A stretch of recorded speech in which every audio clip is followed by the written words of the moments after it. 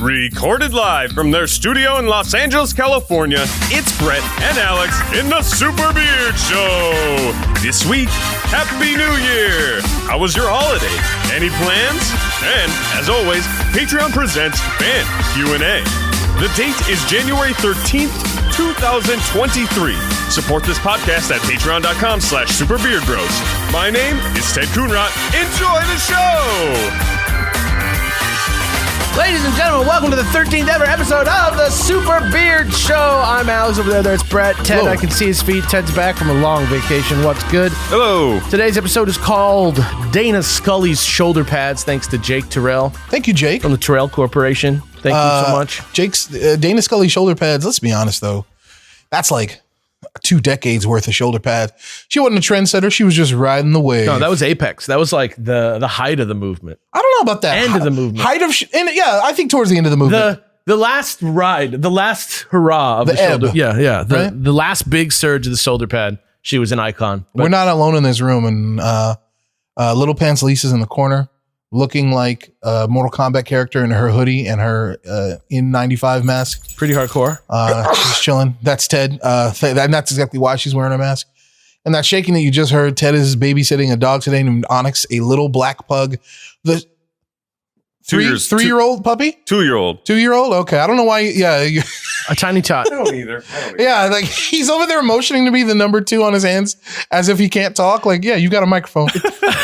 A 2-year-old. Black pug, the shiniest of coats, right? Beautiful, healthy, oily, love it. So if you hear dog sounds, there is dog, Dana Scully shoulder pads. Thank you, Jake. I think it defines her character a little bit. I think it ties in with her skeptical nature. Like she's hard, she's got hard edges, not a lot of wiggle room. Yeah, you sure like when you're shrugging in skepticism, shoulder pads, they really help, don't they? Yeah, and that's why her hair is the length that it is, because it slices it right off. That's exactly. So she can go, if you see a Dana Scully with hair longer than that means she's starting to believe. Yeah, that's not good. But most importantly, it's the first show of 2023. Happy New Year, everybody out there. This is the last time that I'm going to mention the holidays, I promise, on this show. But we have one more festive little episode here for you guys. And that starts right now with the news.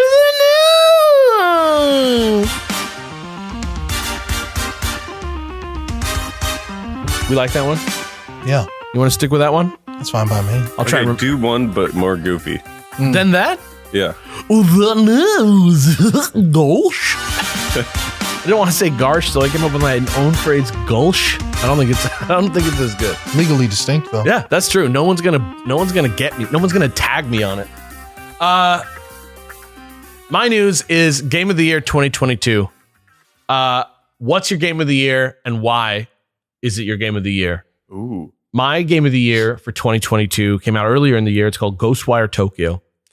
It is not the best game of the year, but it is a very interesting video game that I like to play in the middle of the night.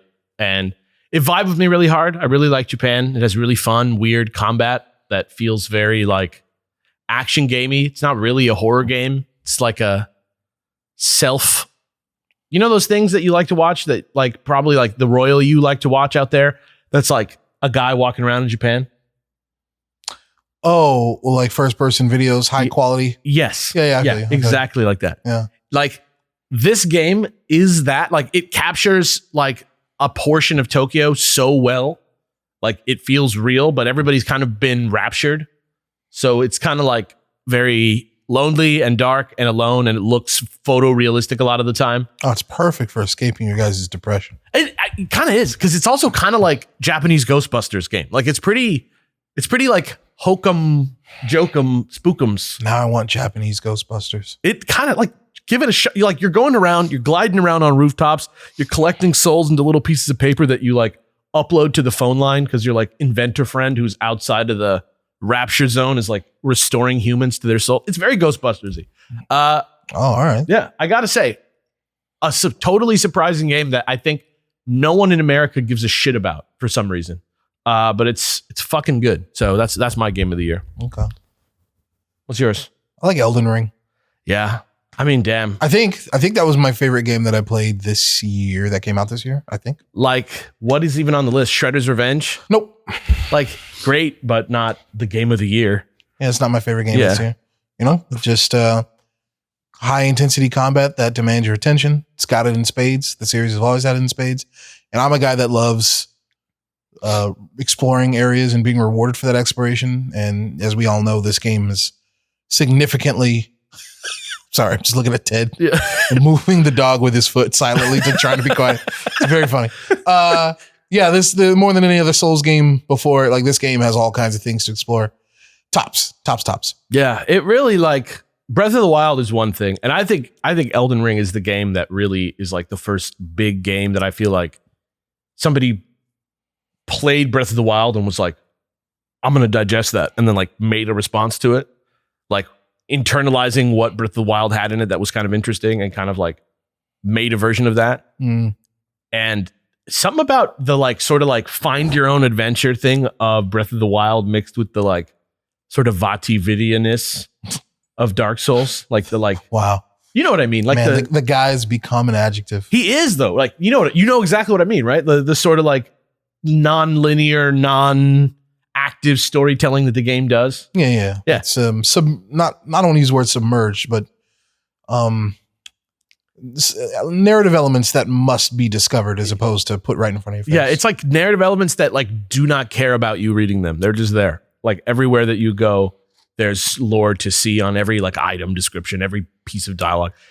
That mixed with Breath of the Wild, something real good happened there. And I think this game's a little easier than the previous ones too. I think just due to the nature of the game. Yeah. It was let's not say easier. Let's say it was a little bit more like approachable than the other ones for people who don't like the stress that From Software games sometimes create in their brains. Yeah, I don't know. Obviously, that might be the best. Like, I'm not going to be like an asshole and say that was the best game of the year, but I think like it was my favorite game of the year. I think that game might be like the actual best game of the year too. Like somehow, if there was some way to check. Yeah, I don't think that this is an objective matter. It sounds pretty subjective to me. Let's say if we could come to anything close to a consensus, I think Elden Ring has a much bigger chance of being the best game of the year, period. I think it's pretty popular. Yeah. All right. You got anything for the news? Well, wait, Ted, what about you? Oh, yeah. What did you play from 2022, Ted? So my favorite, it might change because I haven't gotten that deep into God of War, but right now it's Sifu. Sifu's fucking lit, dude. It is very, very good. So can I ask about that game really quick? Because I keep like I have purchased the game. I just haven't I haven't like picked it up and played it. I really liked the previous one that they made. I forget what it was called. Absolution, yeah. Yeah, is that what it's called? You go around and just like getting rid of people's touch people's foreheads. Yeah, and they fall down. They can go into heaven if they die. Yeah. I forgot what it was called, but the Sifu came out from those guys that made that other like combat game. Is it like a open world game? Is it like a I'm quest remiss to answer that question considering you're the one who asked it. Considering that you think of many things as open world. I'm talking about a specific feature where it's like an open map where you can go wherever you'd like. No, there's levels. It's like a stage-based game. Yeah. There's like sort of branching paths sometimes. But it's still in the same zone and you still like end up in the same zone. It's like a Devil May Cry or something like that, eh? There's levels. There's levels. Yeah, okay, yeah. That actually makes me like a little bit less intimidated than I was, but the combat just looks amazing. I wish the combat was deeper, but it's still really fucking tight. Yeah. I would love to see a sequel. What about you, Ted? What do you like about it? Oh, actually something you said about Elden Ring reminded me, like resonated with me for Sifu, that it demands your focus. Oh, that's for sure. And if you explore, like you can find like additional things to buff your run or like a melee weapon. It's true. I'll agree to that. Yeah. Now, when you say buff your run, so you have like combos that'll get you more points. And you can like during your like oh, I died here. You have like a spend phase, and you can buy like an ability for this run. Interesting. And once you have, and the abilities are pretty expensive, but once you've bought them, like, I don't know if it's 5 or 6 times, you permanently unlock them. Is it a roguelike? No.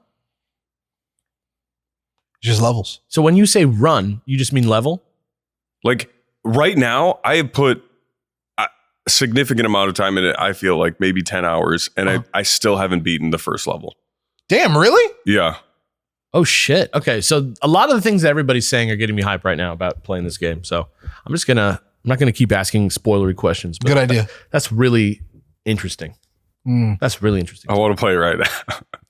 Yeah, Sifu's tight. Did you play with the controller? Yeah. What would you play with? I don't know. People on PC are weird. I never like put it past them to play games with weird control setups. What did you expect me to play with? I don't know. Mouse and keyboard. Genuinely, okay. I don't know. Yeah, controller. Yeah. Okay. Well, cool. You have something for the news?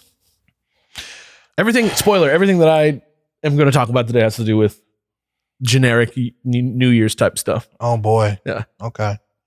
Well, just the fact that 2023 is, I'm always thinking about how certain years sound like the future. Yeah. And certain years sound like the future far more than others. 2023, really futuristic sounding, right? I agree. I agree. We'll go back a little bit, right? 2020, well, I remember when that hit, I was like, damn, that sounds like the future. That's like what's that movie with Christian Bale in there? Equilibrium? Yeah, that's 2020. Equilibrium takes place in 2020 in my mind. Oh, okay. That's the vibe. The futuristic vibe. I was about to be like, for real? And you're like, in my mind. I'm like, oh, okay. Oh, no, yeah. But for all I know, you're right. Aesthetically, let's say. Like 2020 sounds like something where equilibrium is happening. I agree. Yeah. 2021, slightly more futuristic, right? Yeah. 2022, I think is equally futuristic to 2021. 2022 has the sleekness of 2020 or 2077. There's something sort of stable about it to me. I don't know. But then you get 2023 and I'm like, whew. Yeah. That just sounds like there's something in your brain that starts turning off at 2023. Like, I'm not keeping track of that. That's not a real year. It's the future. Yeah. I get it. 2023, the year we make contact. I think it's the more your brain turns off, like stops trying to keep track of how much time has passed. Yeah. That's the more futuristic it is. That's when when Zephram Cochrane makes contact with the... You stood right here and it's a statue of you gesturing out towards the stars. Fucking A, man. I love me some First Contact. Hot take. That's the best one. Best Star Trek movie of all time? Hot take. I know people don't like that opinion. It's kind of like a base lord opinion. As someone who's not seen all of the original series movies, I can't speak. Out of all... The, Kirk ones? Yeah. Yeah.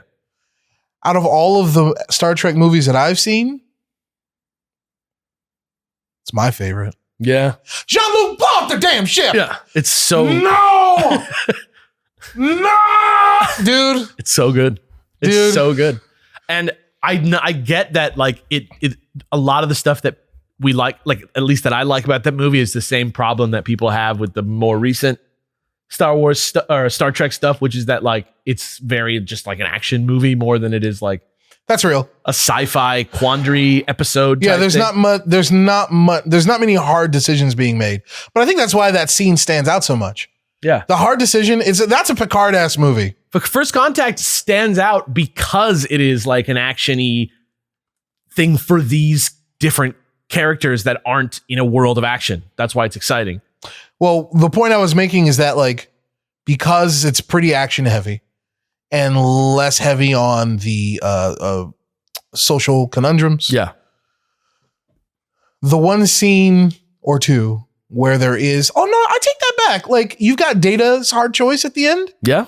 And you've got Picard's hard choice as well. Like, we've got what we like. In my opinion, there's enough. There's enough good character work there to make me not hate this movie. In fact, I really like it. Yeah. Well, Jean-Luc with his like struggles with the Borg, and then Data like being tempted with being human. It's such a philosophical show. This that movie has a lot of personal character stuff in it, and it's fun because you take characters who often are in these like philosophical parables and you put them in a situation where they have you got guns. a wharf. That you got scene a wharf outside in that movie? on the hull. Yeah, that's What is sick. it? Assimilate this. We got a wharf that's off of DS9, baby. Yeah. That's a post DS9 or like mid DS9 Punished wharf, man. Yeah, punished wharf. I don't know if he was married at that point. I doubt it, but like fucking, there he is, baby. Yeah, I love that. I love his little. He looks a little bit like he like prestiged his class a little bit. Prestiged his class. You know what I'm saying? He's like double wharf What is? because he's back. You know what I mean? He's back on the Enterprise, so they Right. flashed him up a little bit. That's all I'm saying. Gave him a little bit more decor. I liked it. Did they? Okay. Yeah. Yeah, it's like Power Rangers the movie versus Power Rangers. You know, they do it up a little bit. That's all I'm saying. All right. That's the news. Let's get into the body of the show. First things first, how was everybody's holiday? That's what I'm asking first. For everybody here, I want to know, how was your holiday break? Well, we talked about this. Mine was easy. It was real relaxing and what's what I'm looking for? It was cozy. Yeah. It's very, very much what people, I guess, like think of, right? Maybe. Like the goal, like, I don't know, when you think of a holiday break, like if you look at a picture of somebody on a Christmas card, they're probably pretty cozy. Yeah, like some people, I think when they go on holiday, they think like, we're going somewhere. We're going to plan these activities. Oh, yeah. Mine was just like small, family, at home, chocolate, warm. You know what I mean? Yeah, I vibe with that. Easy peasy. I did a bunch of like Christmassy stuff, which was fun. Like what? me and Kelly and Amanda went to go see the Christmas lights at Sleepy Hollow up the way here. Sleepy Hollow? It's like a neighborhood that's famous for doing this like Christmas lights thing. We ended up waiting in line for like 3 hours for us to be in there for 15 minutes before all the families turned off their lights and we all just had to leave. But it was still heartwarming. Yeah, it was tight. Yeah, it was still like fun to sit in the car and have like Christmas time, and everybody in the line is in like Christmassy vibes and there's people walking around, and we did see some cool houses, but I feel like it's been better in the past, but maybe that's just a post. Maybe that was a 15-minute thing. Yeah. Well, maybe that's just a post-COVID situation too. Like it just seemed like people weren't going all out like they had been. But it was funny because we were in the car and we drove past a house that was like Star Wars Christmas was the vibe, and they had these big inflatable AT-ATs. And we were like, oh, Star Wars. And that was the moment that the power cut out and the AT-ATs went down like they do in the fucking. Oh. And we were like, no. Oh. Yeah. They went like forward and fell. They got him. Little tiny Luke out there. Yeah. Going around his legs. Yeah. But it was, I had a good one. We did a bunch of little stuff like that. We went to see like a show at the Bourbon Room where Indieland was. We went and saw Barbara, who's like a TikTok character. She's like an Instagram TikTok character, but she's basically just like an improv character who's like I think she's like somebody from the Groundlings or something. And she does this like older lady who's like an old Broadway legend who wears like no pants, but she wears a Christmas sweater. She wears like a leotard and Christmas sweater. So she did like a Christmas. It was like a live musical review. It was very fun. Okay, got it. Yeah. I'm like, what the fuck did you see? I'm waiting for it. It was like a singing and dancing. Gotcha. Booze-soaked Christmassy live Because show. so far when you were talking, I'm like, this sounds like a one-woman show. It kind of was, but there was like a few other like supporting. Yeah. Yeah. And So it's a musical review. I got you. It was delightful. It's like Beetlejuice's Graveyard Review. Yeah, exactly like Beetlejuice's Graveyard Review. Gotcha. And I don't usually do stuff like that. But we were trying to make it extra Christmassy this year. Because Nothing says Christmas like an old woman in a leotard. it was pretty good, man. It was pretty solid. And she dropped character for the last encore. And did a real. She dropped kayfabe? She did a reel. It was pretty good. She dropped kayfabe. She dropped kayfabe, dude. Wow. But yeah, I had a pretty good one. What about you, Ted? I got COVID and then gave it to my mom and then gave it to my buddy and then flew home. It is the season of giving. Yeah. What did you get anything good for? Did you get anything good for Christmas? My mom hand crocheted me a Magnemite. Oh my What? god! Oh my god! Do you have it on you? It's at my house. I might have a picture. Oh wow. Okay. Oh my Well, I want to see God. that later. Put it up for the people right now. You know? That is amazing. Is Magnemite like one of your favorite dudes? Yeah. Is it your absolute favorite Pokemon? Yeah. Why is Magnemite your favorite Pokemon? I am not sure. All right. I want a 3-page There's a report. certain charm about him. And I want to hug him and It would be Cuddle painful. It would him. probably hurt. Tink, tink. Yeah. Zap, zap. Your elbows clinking against his magnets. Davis's favorite Pokemon's Magneton. And he's very resentful of Magnezone. And he's very resentful of that new Magneton who looks like the guitarist from Michael Jackson's band. Fucking, what is it called? Sandy Shocks. Yeah. Oh, okay. Yeah. Okay. Dirty Diana. Sure. Come on. That sounds like a nice Christmas. You know, the magnet, the magnet, not the Typhoid Mary part, but the Typhoid Ted. Yeah. Okay. Well, in addition to our holidays, I did extend the question out to our fair listeners on patreon.com/superbeardbros. So let's hear from a couple of them. We're going to do a lot of, this is like a Christmas card of an episode. We're going to do a lot of talking to the fans this time. Okay. So here we go. I'm going to start with this one from Awful Possum. The opposite. Yeah. He says, my holiday was great. My wife and I visited our respective parents on Christmas Eve and day.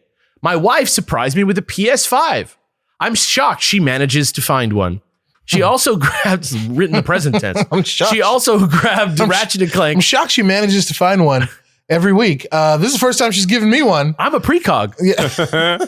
She also grabbed Ratchet and Clank and the Crisis Core remaster. Not bad. I grabbed her some neat craft bookends that you build.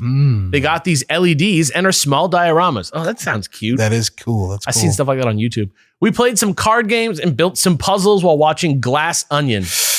Okay. For New Year's, we hung out. Hold on. I got to stop there. Yeah. Everyone's entitled to do what they do. But like, if I assume this is like their first time watching Glass Onion. Yeah. I'm surprised, man. That you did something while? Yeah. Yeah. Like, I never do something while watching like a new movie unless it's like I have no respect for it, right? Yeah.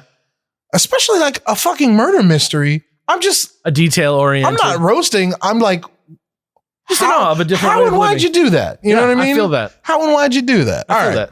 Please continue. Also built some puzzles. I don't want like now that I'm looking at it's like hacer, like right? Like some fucking we do some I'm like if in our language we said build some puzzles, I like build some puzzles better. Yeah, I'm with you. But it is weird because we don't say that. No roasties, Awful Possum. Like I like that you said build some. I want to start saying it's aspirational for me. Yeah. For New Year's, we hung out with our friends and sang some karaoke. It was a nice holiday overall. That sounds nice. There's a type of friend group where karaoke is such a great idea. Drunks.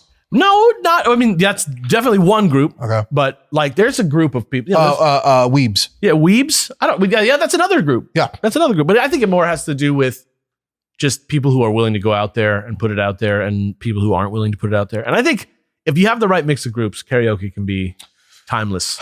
Do groups who do karaoke together, do they like hate the theater people in their group?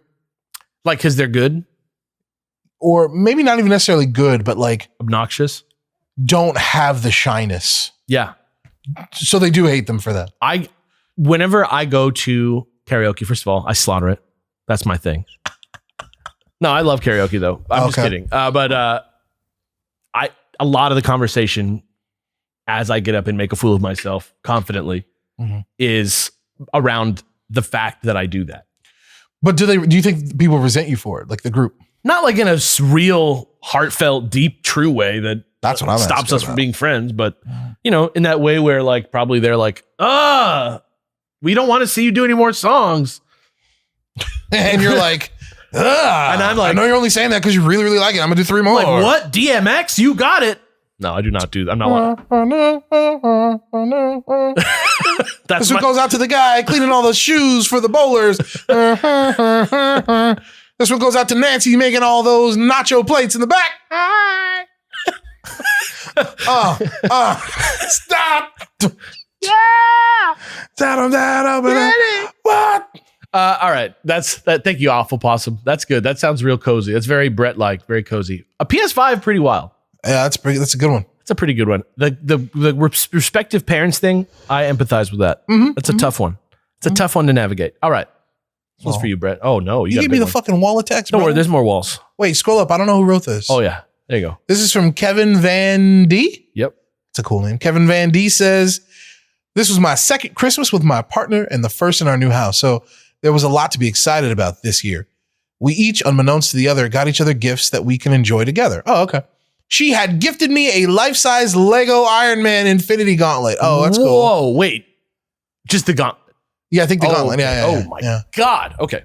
I had been wanting to buy myself a large-scale Lego set for a while now, one with lots of pieces that would take a while to build. This one has over 600 pieces, so not terribly expensive, like something akin to a Lego Death Star, but still, bless you, but still plenty large enough to whet my appetite. We built this together over a couple of hours. Damn, really? Only a couple of hours? And I enjoy the whole process of building it with her. Some people say a couple and they mean like 9. I see. Yeah. That's me. I do that. That's real. What I had gifted her was an escape room style board game. For those unfamiliar, an escape room board game consists of solving riddles and puzzles alike to learn. Solving riddles and puzzles alike to learn symbolic or numbered combinations that unlock access to more puzzles that eventually culminate into solving a particular mystery, much like you would in a proper escape room. The game is made out of cardboard pieces, riddle cards, and usually a booklet, all of which you should expect to have to scribble on, fold, or even tear apart to solve most of its mysteries. Each game in this particular series is intended to be played only once. Wow. Yo. So you have to be extra sure that when you're doing, that what you're doing is correct for the puzzles. My partner and I have gotten addicted to the Exit brand games, and we have already played several this year, each with a different theme, like exploring the Egyptian tomb, a Wild West town, riding the Orient Express, and more recently, an advent calendar adventure when you solve one puzzle a day until you save Christmas on the 24th. That's wow. fun. The Christmas gift to my partner was a larger box that contains 4 of these escape room games, and I wouldn't be surprised if they all referenced each other somehow. I'm excited to play these with her over the next few weeks of the new year. Damn, dude. These two are killing it. That's somebody with the locked in passions. They got it. They figured it out, and they're just vibing on each other's vibes forever. Sounds like a good time. Shout outs to you and yours, Van D. I vibe with that. I don't know how I feel about a board game that can only be played once. I'm down with it, dude. Like, you can craft some really unique experiences that way if it's never intended to be You don't have to reused. worry about the second time around. Yeah. I vibe with that. You know what? That's true. I've played video games like that. I've played like on Steam, you buy like the package and it like starts to like email you and shit. Like, and it's like an ARG that's just for you one time. Like, Alex, are you a virus? You got a virus? Yeah, it's like he's like, give me all this money, and I'm like, I'll take care of it for okay, you. Yeah, don't worry. Yeah, hey, it's like a fake PayPal account that somehow works with your actual PayPal account. It's crazy. And then the government comes and they're like, where's all that money that you had? And I'm like, I gave it to the prince. And they're like, what prince? Right. Yeah, I played that one. Yeah, it's a good game. All right, next one comes from Evan. They say, hey, Beard Bros, the holidays weren't the best, but they weren't completely terrible. Well, that's good. Visiting family is always hard. The holidays are both the best and the worst time of year.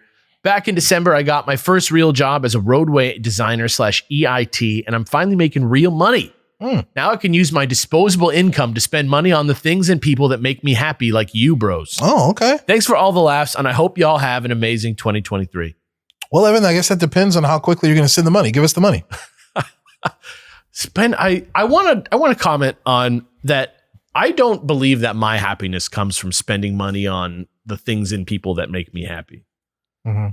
Like I often am broke as a joke still. And I find that being happy has to do with sort of accepting what your life is for what it is. It kind of, that sounds like real poor person energy. Oh my God. Like, hell yeah. Like, can you tell I've never been insanely rich? But like real talk, like, I don't know. Don't think so much about money equals happiness. Like, think about it as a stress reliever. I think that's better. I'll agree to that for the most part. Yeah. I don't need money to be happy, but damn if it don't help. Like, I had like a great evening last night by making some IKEA meatballs and some shredded carrots and some rice with some teriyaki sauce. I felt like I saved the day, and it is hilarious. What? Oh my God. Dog just parked up behind you, huh? He's like in the cut. He's like pressing on me. He's so snuggled in. It's a baby back there. I mean, I keep saying he. I'm stupid. All right. Okay. She's not going to fucking cancel you for it. I know. Okay. I just know that it's a female dog. All right. Yeah. I mean, look, they weren't the best, but they weren't completely terrible. The best and worst time of year. I just want to say, as somebody who often dreads the holiday season, like I also don't like weddings and funerals very much. Like, obviously not many people love. No gatherings. Let's just never gather. Yeah, it's just about ones that have a lot of expectations around them of what I'm supposed to do for everybody, right? Like I don't like having to get dressed and look nice. That's one of my favorite things about you. I don't like it's how upset you get when you have to put on real pants and shit. It's not that I'm upset. It's that it makes me stressed. Like it makes me it increases my like it's like a whole to do. It feels insincere that the thing that we want to do to celebrate causes me distress. I agree. Yeah. It seems like it's defeating the purpose a little bit, right? Yeah, and Christmas is another one of those perfect things. And I'm just saying Christmas because I'm Catholic, but I think like, are you Catholic? my family's Catholic, okay. and I was raised Catholic, and Right? But you're not like I was like. I'm not I feel like like I would have known that by I'm now. not a practicing Catholic, no, but I am confirmed. I never got confirmed. Yeah, I got out. I'm more legit than you, so That's true. yeah, I can eat those. I can eat those cookies. Oh, there's cookies. Well, they're not very tasty. Oh, those? Yeah. Oh, nigga, I've had plenty of those. Yeah, No I mean, I can eat them. I thought there was some like secret, like the moment you get confirmed, they go, "Come here," and they whisper in your ear like, "There's better The cookies." baby room is just actually a cookie room for the confirmed. They don't cry in there. They cry because they're not confirmed, The and they speakers can't on have the outside cookies. playing the baby crying inside. But inside they're very crunchy. They don't want to hear. They're very good. Cookies are a big part of Christianity. You ever had Milanos? We don't tell people till they really commit. They think I'm gonna be like in on Jesus to get these kids. Hey, what are you guys whispering about? Oh, the baby, the baby. Thank you, Evan, for letting us know. I'm just saying, I understand how the holidays can be stressful, and good job for hanging in there and having a positive outlook at the end.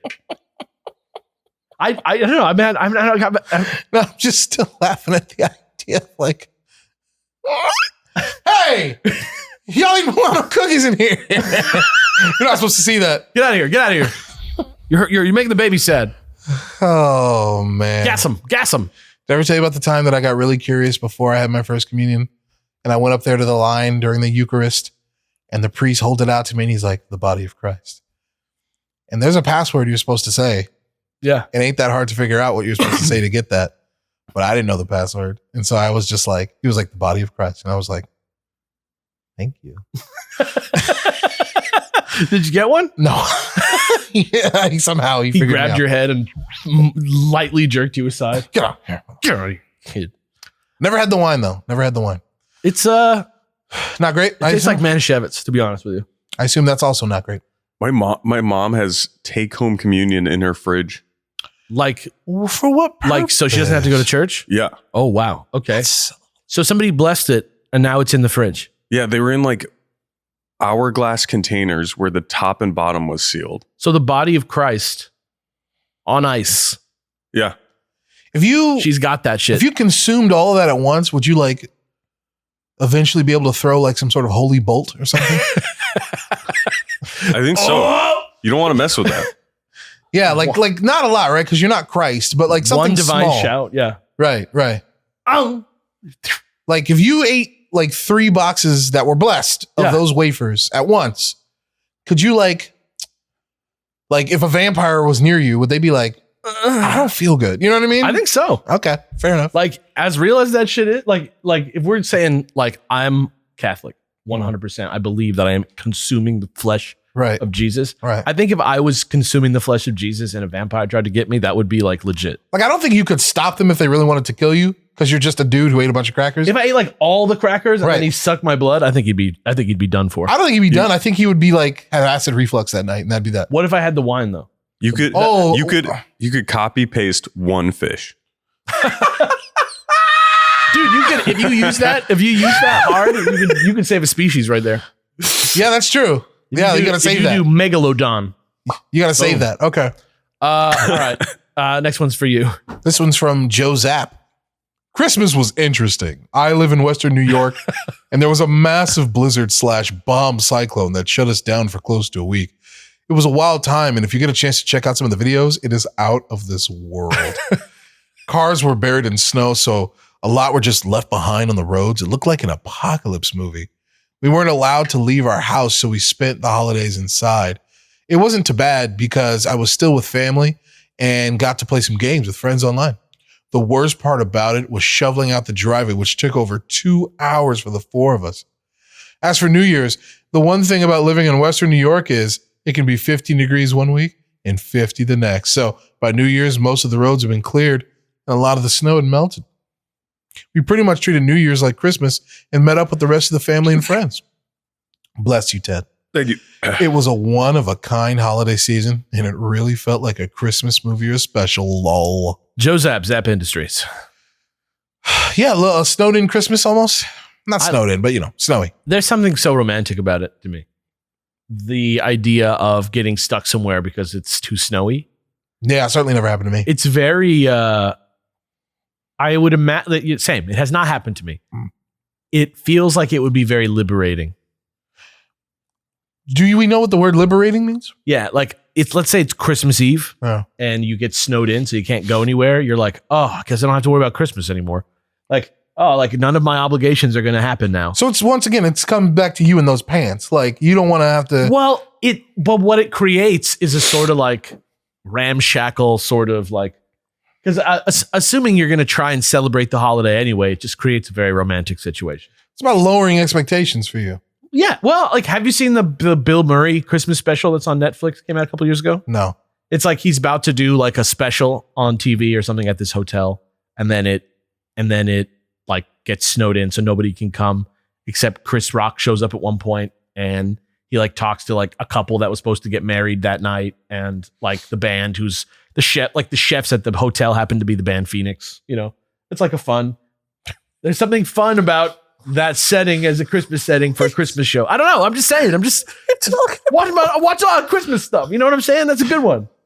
So you like the idea of being snowed in is romantic to you because like it cuts a lot of the shit out of Christmas. The shit being it's like a very Linus Christmas. The shit being going to places and having to buy a bunch of gifts for all the cousins, making sure you bought like 12 $30 bottles of booze so that everybody can get one, so that seems like you care about everyone. Man, you got some feelings about it. I just think, that we sometimes forget the true meaning of Christmas, I'm with you on that. Yeah, that's all I'm saying. And so I love that. I love the idea of that. Shoveling out the driveway, being stuck with people because of bad weather. I love it. Good on you, Joe Zapp. Yeah. We're glad you got snowed in. I bless it. And that's it for How Was Your Holidays?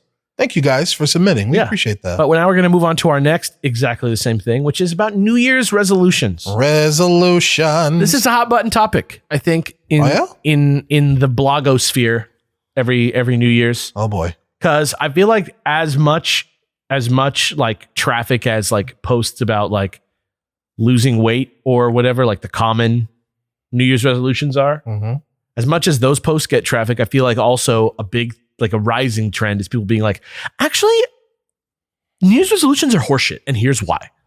And so my question is not just what is your New Year's resolution, but also if you do not have a New Year's resolution, why don't you have one? Okay. Got it. Yeah. So what's yours? Oh, you want to talk about us? I'll talk about mine too. Like I can start if you want. Like my New Year's resolution is kind of a secret. Okay. But you're doing one. Yeah. Try. Yeah. Mine is about like I've had a therapist now for 2 years. Oh. And I've been kind of low key about it, right? I'm not one of those people who talks about my therapist a lot. You're announcing that you're dating your therapist? I'm dating my therapist. No, I have a therapist and I've just been working on managing my feelings and stuff like that and getting the things that I felt like were not possible to control under control and to internalize them. And you consider that your resolution? Well, this year along that journey. Oh, okay. Like the philosophy has sort of become this philosophy of like constantly taking positive steps forward whenever I feel like I can take one, regardless of what it's towards. Sure. Like in all the different things that I'm working on in my life. Sure. And the idea being that slowly the scales will, cross some sort of threshold, and then the scales will sort of tip for me one way in another field of my life that I feel is very like important to me. And last couple of years, it's been stress management and just negative, like the negativity that comes with having depression and, doing something constructive with those feelings, or at least figuring out a way to have those feelings and like not be destroyed by it. And this year, I think I'm at the point where I'm getting active and I'm being in my life a little bit more willing to go do things and go out. And it's kind of like a war on laziness. Like not on like work laziness, but like personal laziness. Kind of like a war on personal laziness. A war seems like a lot of work. But really what it is it's just me sort of like trying not to mess up this trend, which I'm starting to sense, which is one of a healthy lifestyle where I'm walking and I'm going outside and I'm doing the logic of my lifestyle will cause me to be more fit and more healthy than I would be. So you're just trying to like stay on that path, huh? Yeah. Like I've found that I really enjoy like walking to the grocery store, buying what I'm going to cook later today and making it. Right. On a daily basis. Yeah. And that's like a 3-mile loop. Right.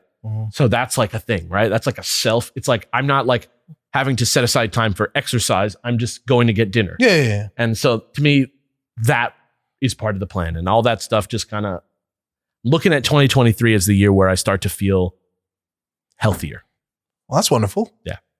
So that's mine. All right. What about you, Ted?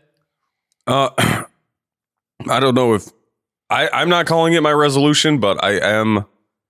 I have a Spartan sprint in Monterey in June. What is that? Ooh. What is that? I believe it's a 5K with obstacles. Oh shit! You're gonna do some running, huh? Yeah. So I'm switching up my exercise routine to be more cardio focused and like full body. That's how are you gonna do that? Like treadmills and shit? I'm gonna check out a trampoline gym. Whoa, that sounds like fun. And that seems wild. Join my roommate in soccer, like indoor soccer. Oh yeah, soccer more often. Yeah, that's the answer right there. That's a great soccer. You run so goddamn. I get tired looking at soccer, motherfucker. Yeah, that's awesome. That's cool. Good for you. Thank you. It's awesome. We have some responses from the listeners as well. All right. This one's from Isaac. He says, I don't believe in making New Year's resolutions at New Year's because it is cold. The cold makes me lose all motivation to do anything. I feel that. Okay. So why not make them in the spring when it is warm and I feel motivated? You make a good point. That way I can start the good habit when it is a bit easier. And once establishing a routine, follow through when it starts getting tough. Instead of beginning when it is hard and losing all motivation. You make a lot of good points. For some reason, I feel like this is like directly talking about weight loss. Or like maybe some kind of physical outdoor activity. Like, I mean, I think your New Year's resolution could be like, learn to speak Spanish. Here's the thing though. Like, let's say for example, but I sympathize a little bit because like, let's say it's something as easy as, well, I want to learn how to make music videos or whatever. Right. Right. And all I got to do is literally roll out of bed and get into my chair right next to me and get on my computer. But if it's cold as titties, if it's 30 degrees, yeah, you want to stand under the cover. That's true. You know what? That's a privilege that I have as somebody who lives in the most perfect weather region in the entire world. That's true. We're very fortunate over here. That being said, there are definitely days this time of year where I'm like it happened to me just the other day where I'm like, all right, I got these plans. I'm gonna wake up and do this. And I woke up and I rolled out of bed and I'm like, fuck that. I'm gonna like watch TV for 40 minutes just so I can like slowly get warm as I'm waking up. To that point, like that is true. It was 39 degrees the other day when I woke up. Oof. I was 6 a.m. I'm a big like early riser where I get to do things in my quiet house, read or watch something. Yeah. I was like on the couch, like genuinely shaking. Yeah, absolutely. Absolutely. Unreal. I hear you, Isaac. I vibe with that. That's interesting. So when would you make it? Like March 1st instead? Something like that?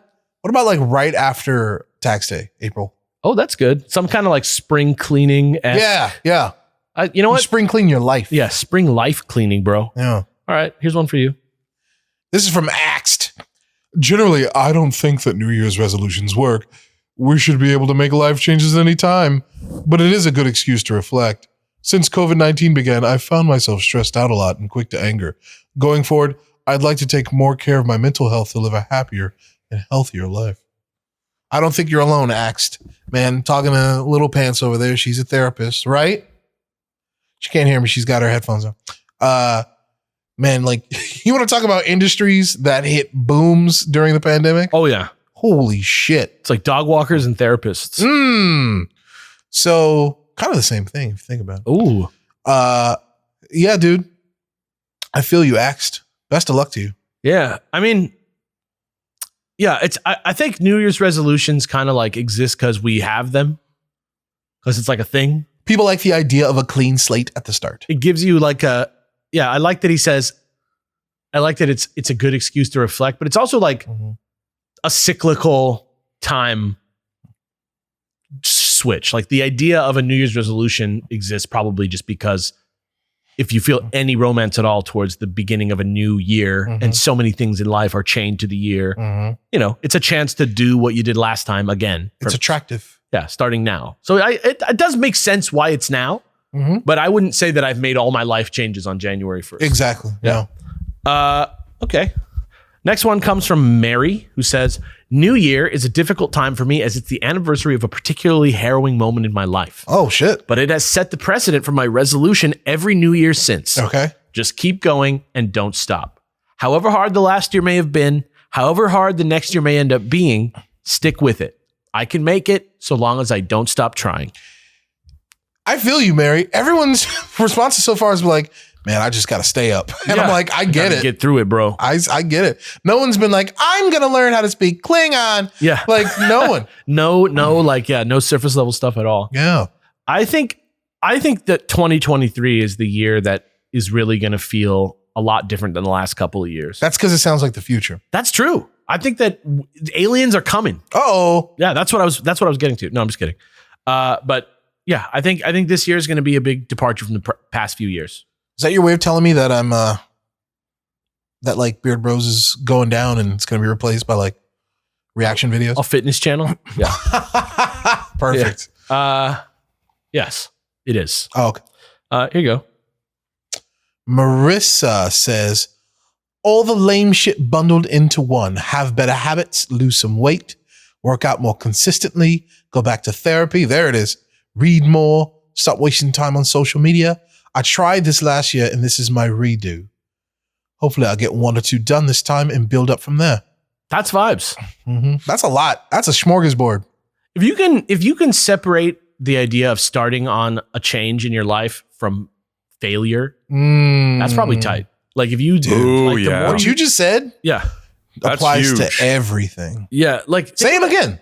If you can separate what you want to do and what you want to try doing and what you want to start doing from failure, that's winning. Boom, winning. Bang. Tiger's blood. That's what I said. Yeah, I agree for the most part. Like a lot of people worry about failure too much, but like if you never sit down and think about what failure is, yeah, it's like you just keep going. You'll be fine. It's the farmer mindset. At least as far as as far as somebody who was born and raised in the biggest city in the world and has never farmed a day in his life. Like, you know, farmers have to try everything.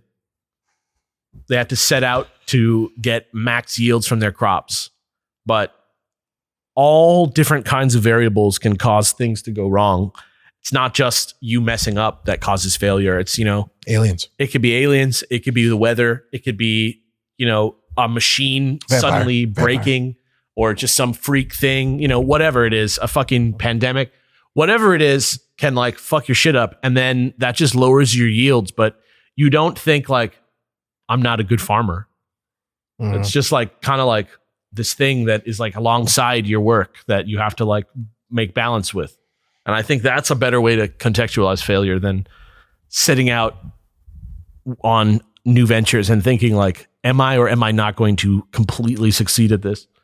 I think ego gets in the way a lot of time. It's like, I'm a failure because like you're not living up to your own expectations of yourself. Yeah, exactly. But if you have expectations like, they're not that useful. Just keep going. You know what I mean? I do. And I vibe with that hard.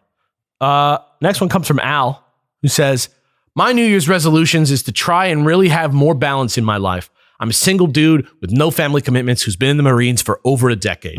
I'm one of those workaholics who has the attitude that half-assing stuff will bother me, so I'm kind of exactly what the military is looking for. So, because of that, my main mistress is the Corps. Wow. But occasionally, she can be a very needy and high-maintenance bitch. I did not read this before I put this in here. I'm not saying that there's no priority in the military's eye for taking care of the people themselves, but for the Marine Corps, mission is number one, with troop welfare just as essential, but still a second priority in a lot of cases. I think that's kind of what's badass about being a soldier right there, right?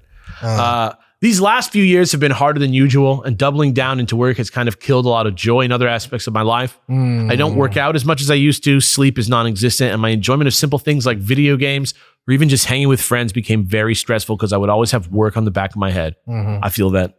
So my New Year's resolution is to get back to balancing my work life with my real life, have enough time to do things outside of work, and actually be in the moment rather than 100 miles away thinking about work again. Kind of want to start journaling / sketching again, start working out consistently and read more inspiring books about life and leadership or the classics that are real thought-provoking like 1984. Okay. And this year, I especially want to start playing some kick-ass video games in my backlog and to really enjoy and experience them and not just play a bit and move on. All right. Man. It sounds like what this person's talking about is Al. Yeah. Sounds like Al is talking about being present. Yeah. Being present is something that we used to know how to do instinctively when we were like young. Yeah.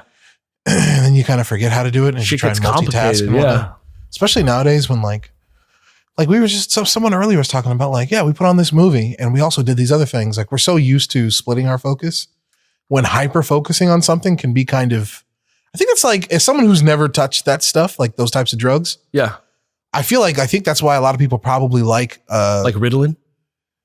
Maybe even certain hallucinogens or even mild hallucinogens like they're fucking weed and shit, right? It's like just hyper focus on a second on some stuff that you take for granted otherwise. You know what I mean? Yeah. Yeah. You know, like if you think about like humans naturally doing things like getting jobs, specializing. Sure. Things that like you can only really do when you have like a big, interesting, complex civilization with a lot of different needs. Like everybody's job for like the longest time until like there needed to be like serious management involved because of the scale. Everybody's job was like punch in, zone out and do this like one really specific job and then like clock out and you like lose no time in your brain. Your brain like shuts off and goes into like an automatic process for a very long part of the day. And then you take a break from that like thought mode, you eat, you go back into that thought mode, and then you come back home, you know, and like most of your day, you're not supposed to be like, you know, thinking about the internet and what's going on and yourself and like any of that shit, like almost anything that it just seems like it's easy to think about all the time. Like most of the time you're supposed to be like digging a hole or some shit. You know what I mean? And I think that, you know, I as somebody who chases down the flow state so hard, I think that's like the big motivator for me is this sort of like, it feels right. It feels correct to do. So I vibe with that. That's interesting. Cause that shit sounds like hell to me. Like fucking, but like, it wouldn't, right? You know what I mean? Like if you had been since you were 10 years old, like going out and doing the same damn thing in like a fucking field or in like in a factory or in a, you know, something like that. And you just got really good at like cutting this piece of wood or something and you make good money off that, you know, and your whole life revolves around that.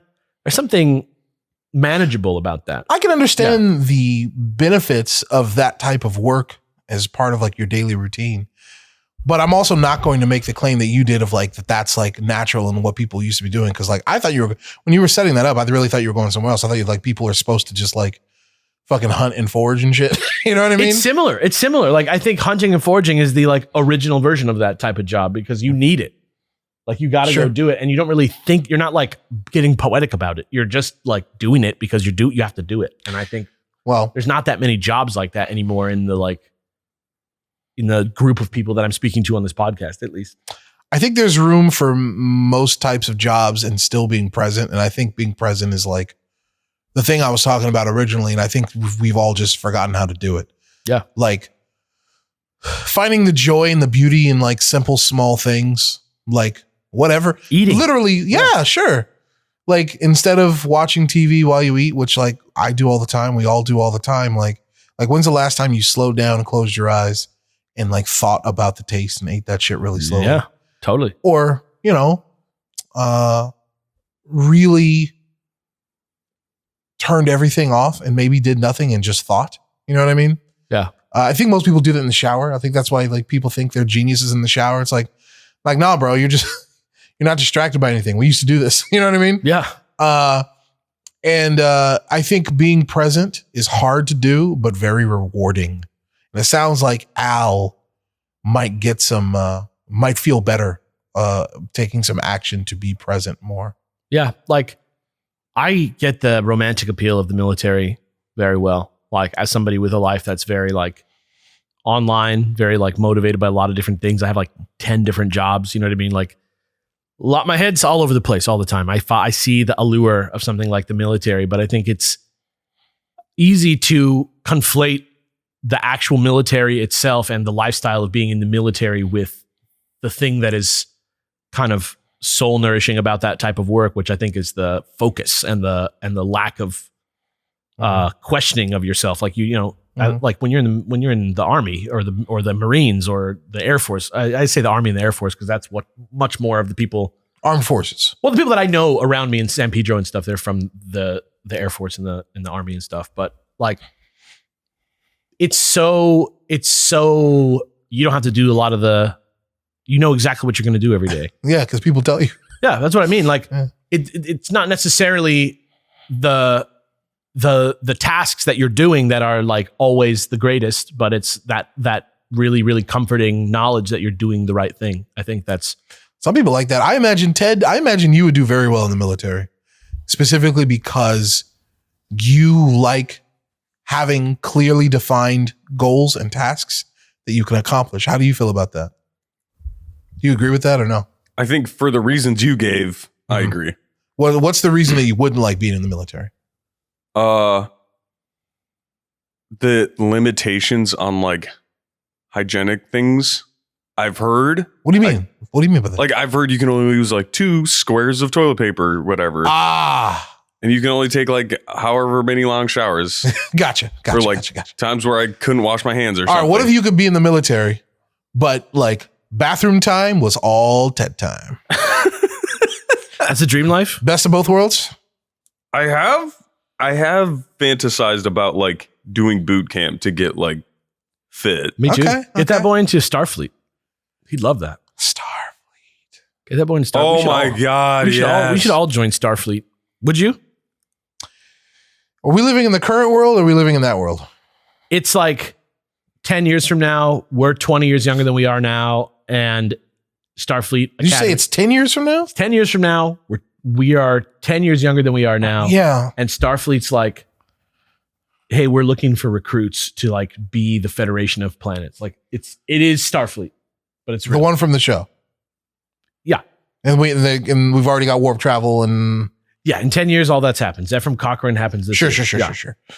The only reason I find that hard to answer is because not much Star Trek media spends that much time and effort explaining what life is like domestically on Earth and stuff. You know, Papa Cisco's got his fucking restaurant and shit. Yeah. No one needs money. Like, it makes me wonder, like, I'm torn between like, living my life of like doing nothing except all the things I want to do all day, every day because it's a utopia and no one needs money and you have replicators for food. Yeah. Or basically being in the military. But the upside of that is like, you get to go on fucking cool adventures. And I think I don't know, man. I don't think I would, because let's be honest, the cool shit that happens in the world of Star Trek, unless you're part of like a bridge crew, it ain't that fucking cool. If you're like if you're a base level member of Starfleet, you're gonna get blasted out into space, right? Yeah. Or even worse, like you're gonna spend 7 months. So you're gonna spend 7 years on the Enterprise, right? And then occasionally, like once a week, the ship will rumble for about an hour, and you'll be like, "What the fuck was that?" And then you'll just move on with your fucking menial ass Starfleet job, right? You know what I mean? Yeah. So I think I would. I don't think I would, man. Just because like I'm not that interested in command. I'm not that interested in being an engineer. Like, I like telling stories and shit, and I don't think there's room for that in Star Trek or in Starfleet. Unless, well, like, what if you're like a holodeck? A holodeck writer? Yeah. But then, like, they don't need me on a starship, though. Oh, that's true. Then you're like, why are you not just doing it? Yeah, well, you just do it from wherever. You're right. Yeah. They probably contract that stuff out anyway, let's be honest. They do. Yeah. So, I don't think I would. What about y'all? I think I would do it for sure. Why? I like structure and the idea of the like mission statement of Starfleet Academy versus the mission statement of a military organization is you make a good point. More attractive to me, and I wouldn't have. Here's the thing, though. Yeah, you have to understand that, like, don't confuse the mission statement of Starfleet with the mission statement of the Enterprise, Because the Enterprise is an exploratory diplomatic vessel. Yeah.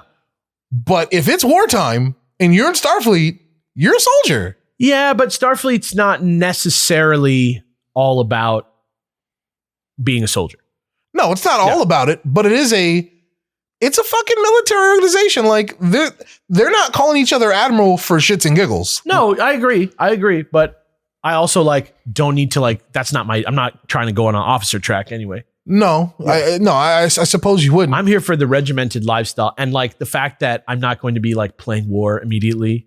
That's exciting to me. But I hear you. But all I'm saying is, before you you choose your final answer, understand that even if you, Faciane, were a chef aboard some ship or maybe at a facility somewhere, a space station, if shit goes down, and you wear that comm badge, they're expecting you to pick up a gun. Yeah, I feel like that's the healthy relationship with warfare that you can have as a member of a military organization. So knowing that, you would still because it's just unlikely that they're going to go to war. That's how I feel. Okay. Yeah. Are we watching the same show? Yeah, look, the show is interesting. It has to be interesting. I feel you. But I get the vibe that most of the time it's not that interesting. I don't know, man. In real life, we go to war all the time. I know, but it's world peace in the Federation. World peace, but galaxy peace? I don't know about that. Well, that's different. Ted, what about you? That's exciting almost. I think you kind of sold me off the issue. Sold me off. You were a hell of a yes and then no way. Yeah. Why? Because you just don't want to be some dude in his bunk who's I wonder what that was. Yeah, it just sounds kind of like a big, less fun cruise ship. Yeah, that's real. And so when we first asked this question, were you assuming that I'm gonna be on the bridge and see all kinds of cool shit? I mean, yeah. That is not where I'm coming from at all. It seems to me like military light. It seems like there's married couples in there. It's a different vibe. It's certainly different than the military, but you have to admit that it is extremely militaristic. Yeah, but I'm not worried about that. I think I would be much more hesitant to join the U.S. military than I would the Federation. 100% agreed on that. Yeah, 100%. But that's that. This is now time for a segment that we do every time, even when it's New Year's. It's Fan Q&A. Hey! There's a lot of breathing into the microphone with that one. I apologize to anybody who had to hear that. Today's question, if you don't remember from last week, was if you could have your smartphone with all the functionality of your current phone implanted in your head and you interact with it like Tony Stark does with the software in his Iron Man suit, right? Would you? And I want to qualify this by saying that this month, as a Happy New Year, I decided to open the floodgates to YouTube for our fan Q&A this one time. Right. And going forward, there's going to be a way for people on YouTube who want theirs to be read on the show to get a chance. Really? Uh-huh. That's cool. Yeah. So I feel like we're just getting the same people a lot. So rather than do that, I think it would be fun to kind of alternate. Sometimes you hear from YouTube, sometimes you hear from Patreon. Okay. And obviously the patrons still get all the Christmas, what have I been doing over my holiday? What's your New Year's resolution to their self? But I think, for fan Q&A, we're going to open it up. I'm trying to hear from some new people. So this one's from Weird Wald. You want to take that one? Okay. Weird Wald says, I've been a transhumanist my entire life. Whoa. I forgot we were talking about this. Yes. Since I was a little girl, growing up watching shows like Batman Beyond and Ghost in the Shell, which are both mostly about transhumanism. Okay. The second one, yes. The first one, a lot of the time, I don't know about mostly about, but I feel you, baby. I feel like there's the one episode whenever I turn on Batman Beyond that was the one with those people taking the genes that turn them into animals. Oh, splicers. Yeah, that's pretty transhumanist. Okay, I feel like yes, that idea popped up more than once, but mostly about, I don't know about that. Fair. I was introduced to the idea at an early age, and it has always stuck with me. The second I can afford it, I plan to modify myself once the tech has gone far enough.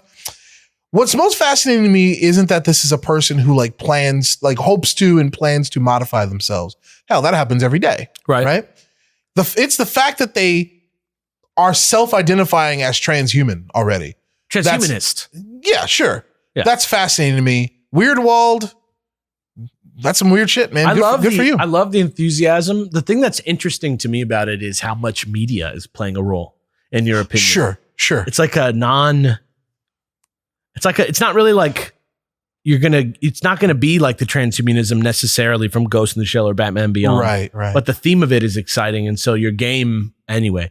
Makes sense to me, right? Planting a little seed and like, little human being out there going, oh, you can do that? It does make sense, but it's also really like if somebody was like, I want to cut my legs off and put springs because I want to fly like Spider-Man. I'm like, okay. Go for it, bro. Yeah, vibes. Next one comes from Coultergeist, who says, honest to God, there's already enough shit going on in my brain. The last thing I need is a heart attack from some phone call thanks to a family member refusing to text first. I don't see any point where getting a chip in the brain will outweigh the benefits of literal mental peace.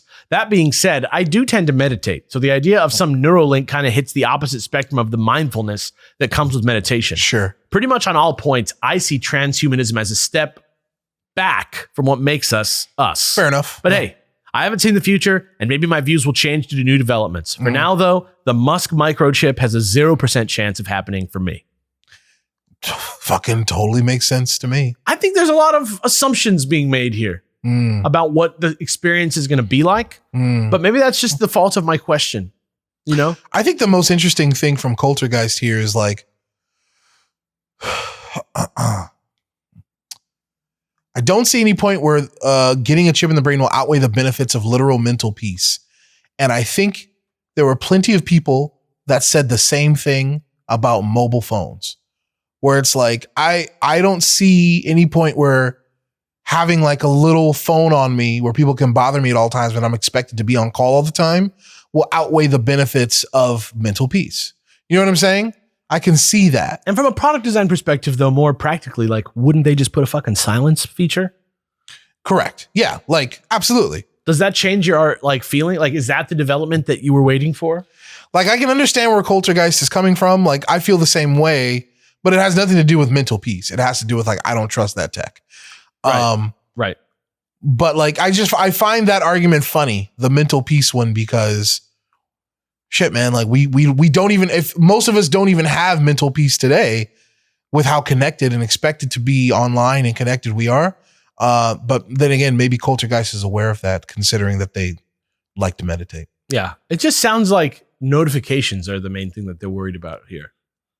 Just getting pings in your brain. That's what it says, at least just based on what it says here. That's what it says. Yeah, you're right. I don't know. A heart attack from a phone call. But I'm just saying, like, don't you think they'd have like silent mode? Sure. Like, even my iPhone has silent mode. Absolutely. All right.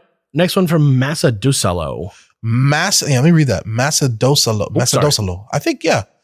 Massa Dosalo says, the reason I would not do augmentation on myself isn't so much about am I still human or not. I wear glasses all the time, and I'm sure someone somewhere considered this unnatural some time ago. Fair enough. Yep. And more about, do I still own my body? Ooh, if I have to watch a 30-second ad before jumping out of the way of the Tesla about to run me over because I couldn't afford the premium leg subscription package this month. Yeah. I feel also that what's really scary about the tech bros currently behind transhumanism, back in the 90s and early 2000s, it was mostly people going, wouldn't it be cool if I could program my eyes to change the color of my pupils according to the weather? Right. And now is, yeah, we can do this very expensive and painful operation on your fingers so you can type 1.75% faster, and you absolutely need it if you want to get a job in your area. Okay, so that's... Yeah. So let's break this down. There's a lot going on here. I do agree with the glasses bit. Like, I'm sure there are some people who are like Luddites about glasses and be like, no, be the way God gave you. Like, even though glasses are extremely useful. Having to watch a 30-second ad before your body works. Yep. That I think that, monetization, advertisements / body integration, I think would eventually become a thing somehow. Putting you in physical danger though, who knows? But I can see that eventually happening. And as far as this thing goes, which is like, now it's like this operation on your fingers. Is that like, have you heard of this? Not specifically. But I see. Okay. Yeah. Because this person's writing about it like this is already a story that's happening somewhere. And this is already a problem, like without body augmentation though. Like this is like this is like the type of stuff already that happens when you like integrate computers into your job at all, where you need to like have Adobe, so it costs however much a month, et cetera, to be a video editor, right? Or, you know, your school books cost like $900 for some fucking reason, like Sure. shit like that. Like, it sounds like this is just a condemnation of late stage capitalism more than it is anything to do with specifically body augmentation. You make a good point. It's just scarier because now it's like installed in your flesh. Yeah. You make a good point. Like the last bit there reminds me of like the Gattaca, thing. Exactly. Which is, I think, a fascinating dilemma, right? Yeah. Basically, if, genetic or body augmentation becomes the norm, for those who opt out or can't afford or receive that treatment, are they going to be treated as lesser? You know what I mean? Right. I find that fascinating. But yeah, I think you're dead on about like, these seems like problems about capitalism and less so about the body mods. But that being said, I do think Masadosalo.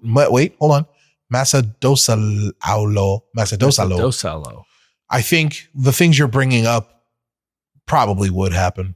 Oh yeah. I mean, I don't know about jump out of the way because your leg attachments need an ad. Right. That's like a little bit parodious, but the other one, very accurate. I love it. I'm surprised that the extremes, there's nobody who's like on the fence about this. James Johnson says, not gonna lie, I'd be tempted by a brain phone, but there are too many unknowns for me. Do you have to plug a cable into your head to charge it? Do they have to saw your skull open each year for an upgrade? Could there be bugs that just accidentally wipe my memory or make me blind or worse? I also don't want to be directly interfaced with anything communication features that could be hacked either over the internet or near field. Could be cool, but day one is a nope from me, and it takes several years for me to even consider it. Something like Bluetooth speakers in my head that I can receive call on or listen to music whenever though, maybe. Right. Yeah, you definitely, this is scary stuff to beta test, right? I mean, this, like, the thing that's kind of vibing me out right now about this type of thing is like, this would be like the same opinion that you would have about the Nintendo DS. Day one adopter or like an iPhone? Like, day one, no way. But I'll wait till they put out like the better model in a few months and get that. It's like, again, not a totally linked to the item, not literally totally linked to the process. In this case, yeah, like in the sense that like in young technology, there could be like some mistakes, sure. But for me, like, I don't know that anybody's really addressed the horror or convenience of just having in an ideal, like it works, but it's in your head. It's kind of strange that everybody's like, no way, because what if it doesn't work? But like, if it works. But I think there's a reason for that though. And that's because if your DS doesn't work, shit, maybe you send it in, maybe you throw away and cut your losses. If something's in your body and it doesn't work, that could potentially really harm you. So I get it. I do get it. I mean, it's not illogical. I'm just saying like, nobody's really addressed anything about it working well, having any sort of implications that are bad. So you're saying, this is working as intended. I didn't see this coming. Yeah, there's not. I don't think we've really. Give me an example. Like, what if it changes the way our thought patterns work because we're so jacked in, because we're so little, like already, like I've deleted delivery apps off my phone. Right. It's been a week. It's been not that long. And my entire behavior has changed already. Sure. Like, I'm starting to have a different relationship with going outside. Sure, I feel you. Like, if you can just if you don't even have the pretense that it's a separate device that you can put down and put away. Right. What's to stop you from checking your phone all the time? Checking. Like, it's just always on. That's what I mean. Like, what's to stop you from just kind of... Maybe the reason people aren't bringing that kind of thing up is because it's obvious. Like, we would be fundamentally changed very quickly if this technology became prevalent. To me, that's what's bad about it. Like, the stuff about like Elon Musk being a shitty CEO and doing a bad job on these monkeys that he's allegedly testing with. That's like a specific case. But for me, it's about the idea of a smartphone in my head at all. I don't know. Yeah, I think there is definitely some benefits that would come from that, but also some really messed up stuff too. For sure. One last one from Strife Coon here. Strife Coon. says, you cannot pay me all the money in the world to stick a computer chip in my head. In this corporatized world where everything and everyone is constantly being monetized, where even your time is monetized, having a chip in your head would pretty much be hell. Worse than walking around with a phone in your pocket because you can at least put the phone down. But the chip in your head just beams ads to the back of your eyelids with no chances of turning it off. Damn. Why can't we turn it off? Yeah, I don't know. I mean, like, I can turn off my phone. Yeah. And let's not even think about the hellscape that is government monitoring in that hypothetical. Then there's the inherent classism of the products, which ties into capitalism. Some of the chips will be worse than the others. Cheaper options with higher failure rates that are still in acceptable parameters compared to more expensive chips that have almost no margin of error whatsoever. And the updates to these chips, are they going to push new ones every year like they do with graphics cards and computer processing chips?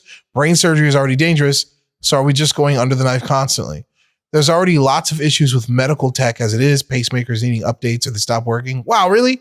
Not being able to access affordable prosthetics? Brain chips just sounds like a nightmare waiting to happen. So I think the reason this keeps coming up for these people is they don't trust the human race enough. I know. I don't know. I think it's just because of the physical danger. Yeah. Like everything that they are saying is true and your responses are true too. It's like that. You're like everything they're saying. You're like, we already have that. You can just put the phone down though. And even though you can like probably turn off the chip here in this instance too, if something goes catastrophically wrong, you're probably really injured. I totally understand the caution that everybody is exercising in shopping for their hypothetical brain chips. Yeah. And worrying about whether or not they're going to be broken. Right. But it's just funny that you ask such a direct and specific question and everything that's against it is like a technicality. It's like, I don't want that because it wouldn't work. Like, that's not, then you don't have it. I get it though. Like, I get it. It's like, no, I would not because it would be too dangerous. I get that. Yeah. I do. Like, it's like, I don't want anybody going into my head. I get it. It's kind of like, if I'm being real 100% about like why I wouldn't do it, that's definitely a big part of it from a personal standpoint. Right. But in a thought experiment, it's just funny that they're still considering those things. We should have asked an easier question. As opposed to going to like brain chips, we should have started with like, Raptor Mantis blades or something like that. You know what I mean? That's not gonna. Well, like it's built-in wheelies. What if it was more simple? Okay. Like it was just like kind of like a dog microchip where it had your ID, but it also like monitored your health in case there was like you had a heart attack and no one was around. I feel you on that. What if it wasn't invasive? Oh, how would you do that then? What if it's like your phone, but your phone like can like vibrate to your brain frequencies or some shit? Well, so what? Like, like Apple Watch, it's like an extension of your phone. Like it's not, I mean, sometimes they can be now, but like, it's like you sync your watch to your phone and then when you get texts, they come on your wrist instead of on your phone. Yeah. So what if the tech is still your phone? Yeah. But because since we're having trouble getting over this like physical limitation, like what if it's just like, it's in your pocket, but it creates, for all intents and purposes, the same experience as an invasive brain microchip. It like vibrates with your visual cortex, like some sort of wave or something. And so basically Wi-Fi, like the same thing we're talking about, but like it's still wireless. Iron Man, but wireless. But it's just in your pocket. I wouldn't want that at all. I don't want you to interact with my brain directly like that. I don't want that. I vibe with that. I vibe with that. Literally, I literally vibe with that. I vibe because of that. When I have that, I vibe because of it. Yeah. Okay. Well, yeah. I mean, yeah. I feel like everybody's pretty much negative on it, except for that first person who's like Ghost in the Shell, fucking let's go. Right. Kind of like that person. I felt like got answered the question before them. And none of us are surprised by that. No. These are like really rational and like logical responses. And we saw it coming. Yeah. It's just, it's interesting to me that's why I brought it up. Yeah. Because I was like, I think this is the line for a lot of people our age. Yeah. For me, we asked, look, if our audience was like much younger people, I think we'd get more mixed answers. Yeah. Me as a private individual who is not a critic and is not thinking about anything other than what I need in my life or death, I'm not going to get this. Nope. But from a philosophical standpoint, it's a much more interesting question. Like, assuming we have it, what's going to go wrong? Mm-hmm. Assuming it works, what's the problem? Yeah, assuming it works completely as intended, what are the unforeseen circumstances that where it's eventually would make us go, Yeah, uh-oh. not just like it stops working and you die. Like fuck that. Like, Right.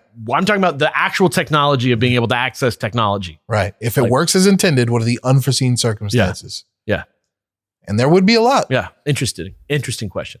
But that's not this week's question. This week's question is, what do you think your 2023 game of the year is going to be?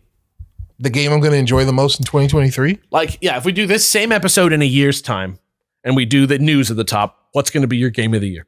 Come on. I mean, is it just, it's Street Fighter 6? Come on. Is it? I don't know what else is coming out this year. Let's see. Okay, Little Pants really wants to say something in the back of the class. What's up, Lil Pants? Breath of the Wild 2. That's another, Sure. Breath of the Wild 2. That's another like one that I think like almost anyone would say. Yeah. And I'm sure I'm going to enjoy the hell out of it, but Okay, wait. Come Okay, on. so I'm going to give you a little list. stop it. I guarantee you Street Fighter 6, nothing will stop it for me. Tears of the Kingdom, Nope.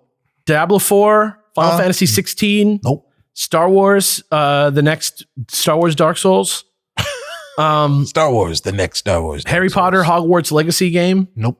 Forspoken, Mm-mm. Starfield, No, you're just saying Star over and over. man. Assassin's Creed Mirage, Mm. Fire Emblem Engage, Dead Island 2, Resident Evil 4 Remake, Nope. Suicide Squad, Kill the Justice League, Absolutely not. Redfall, Huh?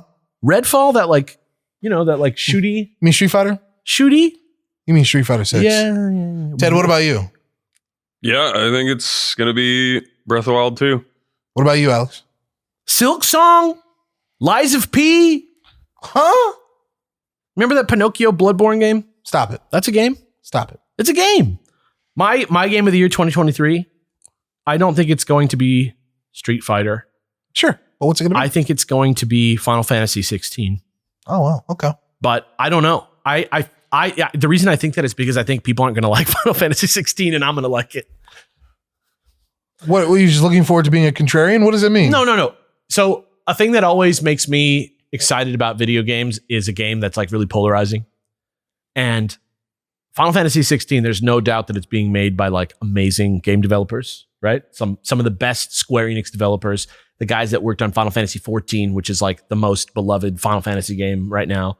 Final Fantasy 16 is that. It has like the Devil May Cry combat guy on it.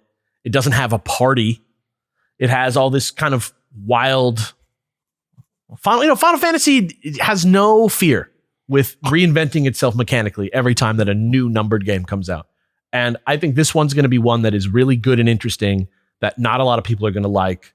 And I'm going to like go to war for it for a half a year. Yeah, man. It really sounds like you're looking forward to like arguing. I'm not really looking forward to the arguing. It just looks like it's a game that's going to be really bold and have a take, and it's going to upset a lot of people. And I'm ready to enjoy a game with that sort of mindset. Okay. You know what I mean? Like, I don't know. Like, it's a game that is it seems like it's going to really be a game that's not just made to be like a big entertainment thing for a lot of different audience. I think it's going to be a very big, polarizing, bold swing of a game, which is what I like. I like a big, bold swing. Could be Street Fighter 6 though. I don't think it'll be Street Fighter 6. For me? No, I don't think it'll be yours. You don't think it'll be mine? No. Okay. But you, yes. Come on. Yeah. Okay. All right. I mean, I don't know. Come on. I don't know. What if it's not that good? But I've already played it. Like we've had 2 betas. Is it like the best one you've played? Is it the best Street Fighter I've ever played? That's a good question because I don't have the full game, but I'm enjoying it way too much to like, it's already going to be the thing I play the most. Come on. Okay, but I probably played Elden Ring more than I played Ghostwire 12. You make a good point, but like, honestly, with the way I work, the game that I end up playing the most is probably going to be my favorite one. Like, Yeah. Because I don't spend time on shit that I don't enjoy. Okay, I want to change this question a little bit. Oh, okay. I want to keep it what it is. I want to say, what do you think your game of the 2023 game of the year is going to be, and what makes a game of the year for you? So when I hear that, I'm letting you know, maybe you correct me if I'm wrong, but when you ask me that, I hear, why is this your favorite game? Yeah, well, okay, yeah, I guess favorite could be a good sort of game of the year criteria. That's how I answer the question. Sure. I wouldn't know how to answer it otherwise. Well, okay, like, so let's say you're in the academy, Oh boy. right? And you are like a master sound mixer, Mhm.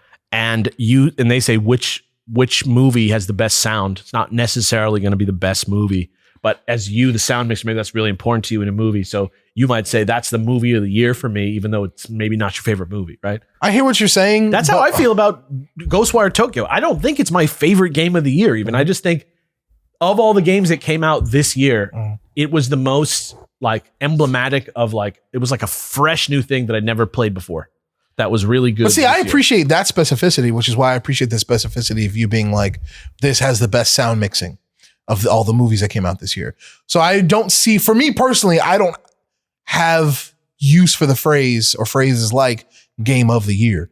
But if you want to like talk specific, like what game had this or had that I like the best, we can do that. And if you ask me like, okay, overall, which game did you enjoy the most because it had all those qualities? To me, that just sounds like my favorite game. Yeah. So I think for our benefit, when we read these next time, right, I want you guys to tell me not just what your game's going to be, but what your criteria is. So that we can, okay. So that we can kind of have a little bit more to work with when we go over the list rather than just being like, oh, okay. Well, everybody's really excited about fucking Street Fighter. Oh, Breath of the Wild again. Yeah. Oh, wow. Okay, cool. Yeah. So interested in that. Yep. But, you know, that's it for today. That's us. That's the pod. Ted, what do you think your 2023 game of the year is going to be? Legend of Zelda. Tears of the King. Legends of Zelda, 100%. Why? 100%. Because I love the first one, and I'm going to freaking pour my time into the second one. It's going to be your favorite game of the year. That's what you probably that's what maybe take off work. I don't know. Yeah, that's what game of the year means. Oh, most definitely. I already did it this year when the Street Fighter beta happened. The beta happened, yeah. I was like, I'm not coming in Thursday, man. I'm out. Yeah. I'm not coming in. Yeah, sometimes you just got to. That's real passion. Anyway, if you like this show, please tell your friends. Leave us a review on the iTunes. Leave us a review anywhere. Go comment on the video. I don't care. Answer the question, what do you think your game of the year 2023 is going to be, and why? What makes your game of the year your game of the year? Let us know. Write us. Find us on patreon.com/superbeardbros if you want to participate in all the other fun things we do here on the show. Thank you so much for listening. I've been Alex. My name is Brett. And I'm Ted. And we'll see you guys next time. Thanks for watching, everybody. Bye.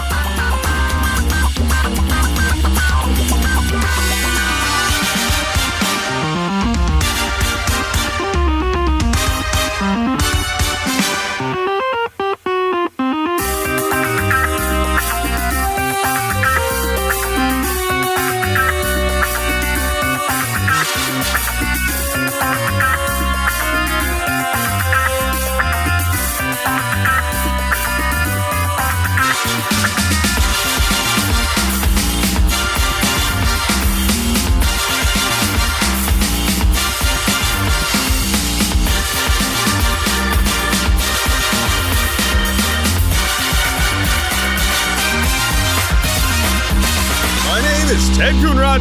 Enjoy the show. Enjoy the show. My name is Ted Coonrod. Enjoy the show.